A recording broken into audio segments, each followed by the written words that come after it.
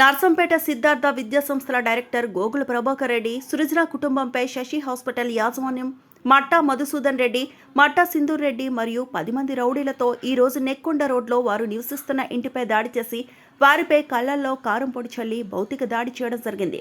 దాడి చేసిన వారిపై నర్సంపేట పోలీస్ స్టేషన్లో కేసు నమోదు చేయడం జరిగింది.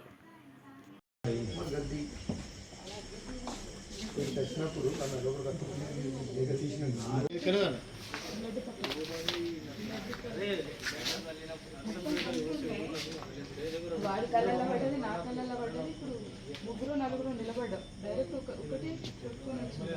2 సార్లు కొట్టింది.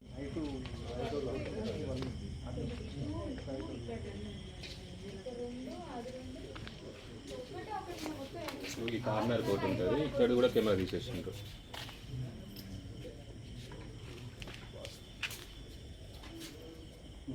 నెక్కొండ రోడ్లో ఉంటాను నేను.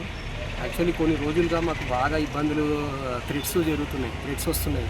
అంటే చంపుతామని, సుపారీచి చంపిస్తామని, ఇవన్నీ కూడా చాలా రోజుల నుంచి వస్తే ఒక నెల రోజుల కింద ఒక పిటిషన్ పెట్టడం జరిగింది ఇక్కడ.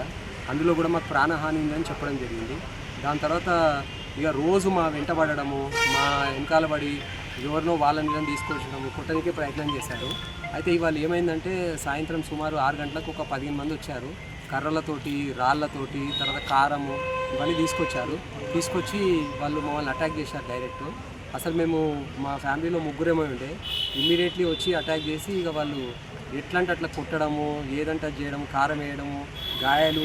తొట్టితోటి అయితే నా నెత్తి మీద కొట్టి కొంచెం తొట్టిలో తప్పింది, నా కాలుకి దెబ్బ తాకిందండి.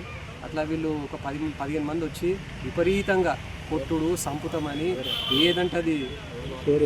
వాళ్ళు ఏంటంటే వాళ్ళు మట్టా సింధూర అనే లేడీ అండి. వెనకాల హాస్పిటల్ కట్టారు, ఏదో శశి మల్టీ స్పెషాలిటీ హాస్పిటల్ అని. దానికి పర్మిషన్ లేదు, దానికి అసలు సెట్ బ్యాక్స్ లేవు, ఏం లేవు.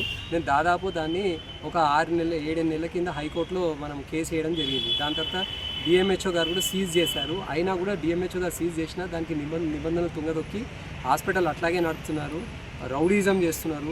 ఎవరినో 10 మందిని తీసుకొచ్చి. మరిన్ని అప్డేట్స్ కోసం మా ఛానల్ని సబ్స్క్రైబ్ చేయండి.